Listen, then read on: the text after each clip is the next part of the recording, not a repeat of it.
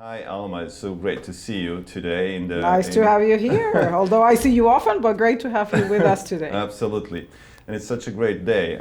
We just said that it would be great to have this interview outside. So maybe in a few months, so when the summer will come, Yeah, it will be great to go somewhere in the park and do this interview or actually talk what's going on in your business and with you. definitely. Very sunny day today. Yeah. So first of all, let me congratulate because we just realized that you won a great award of the CE Business Services of the Year 2024 in the category of the top diversity and inclusion. Is it right? That is correct. That's yes, so wonderful. We did. Yeah, and I do need to say that the award is actually for the team. By no means I should take the credit. It's actually thanks to the team because it was actually a bottom-up initiative, the project that we presented during the conference. It's a great coincidence because this is the topic we are going to discuss today, Yeah. diversity, equity and inclusion, and you are the best performer in this business services sector, which Oh, is Daniel, always flattering, right? no, but you dedicate a lot of time and effort do. to have that award, and I'm still wondering why it's so important because it's for a long time we're discussing this topic, and maybe some people are even boring or the business is boring with that topic from one hand, but from the other hand it's still important. Why it's so important for your organization? I would say, Daniel, that the importance of diversity and inclusion is unquestionable. And I see actually my obligation as a leader to create an environment where there is absolutely zero tolerance for criticism or for fear. And on the contrary, I actually would like people, and I think that that's where organizations benefit, where people can come to work and be their full self. Because if people are in an environment where they can be their full self, they thrive. And if they thrive, they are more engaged, right?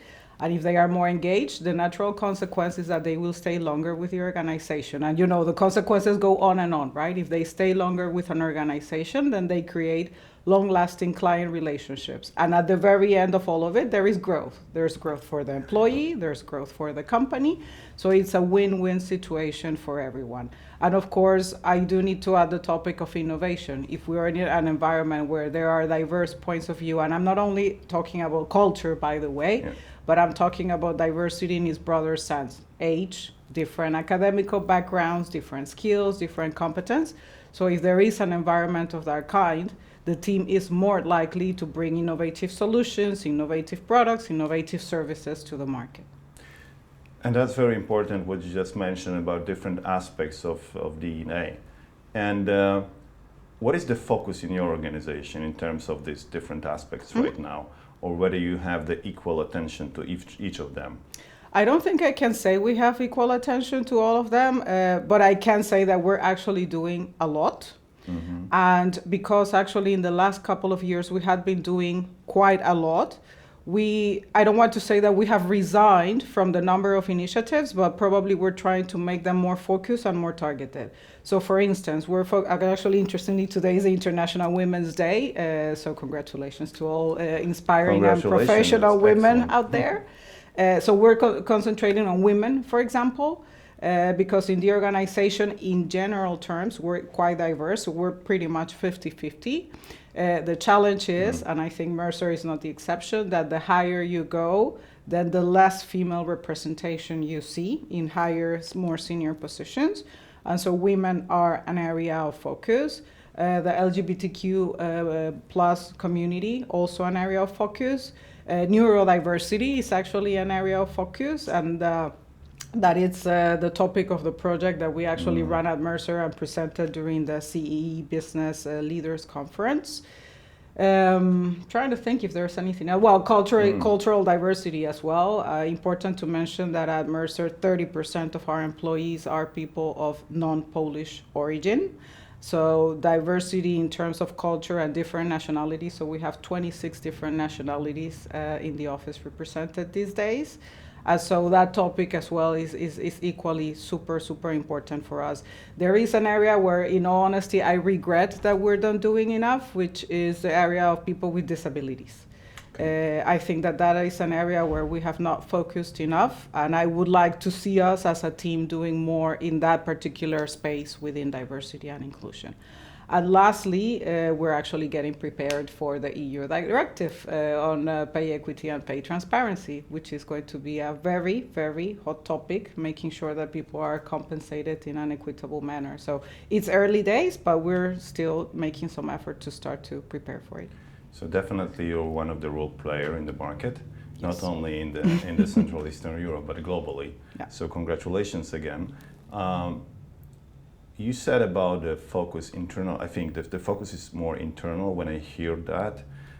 Whether you think that these principles also plays a role when it comes to attract the talents from the job market. So how important your actions are for the candidates, and whether you actually target the candidates Mm-hmm. when you communicate your diversity and inclusion policies.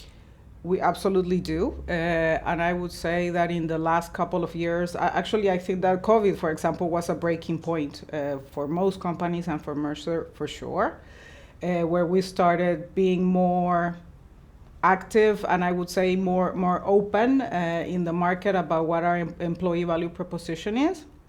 Mm-hmm. And interestingly, over the last couple of years, candidates actually ask about what do we do when it comes to diversity and inclusion, and specifically they ask that question, which is, I would say, something new, because a few years ago, I don't think it mattered that much or people cared that much.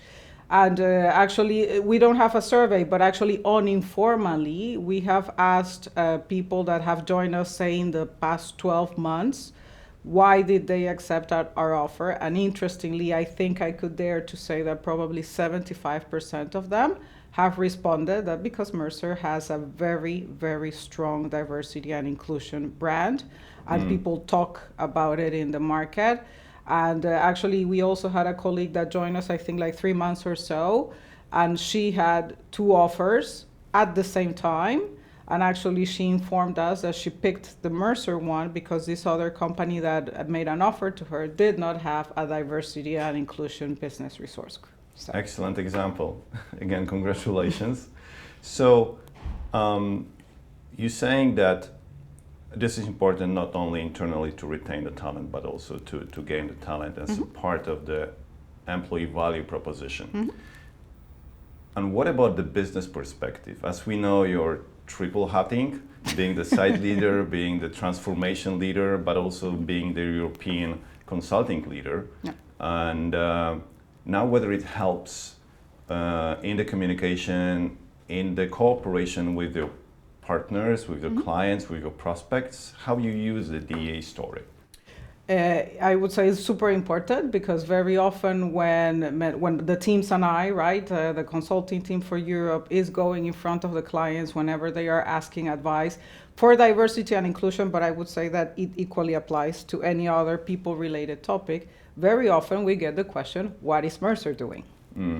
And so it's important that we're actually able to demonstrate with our own internal examples that we actually apply what we preach, right? And that whatever we're advising the clients to do, that we already have experience and that we have been the guinea pigs, if you like, before we're actually advising it. And actually it builds a very interesting conversation with the client because they are very often asking about lessons learned, right? Like what did not work whenever you were trying to do this or that.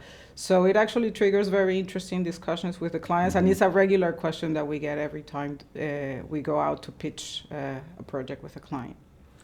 So that's inspiring insight. So thank you. I'm going to use that in my business as well. I know that you will be busy in a moment because you start your town hall to communicate your achievement. Yeah. Not mine, the team. The team achievement, absolutely. Thank you, Alma, very much. Thank you. And good luck. Thank you very much. Good having you. Thanks.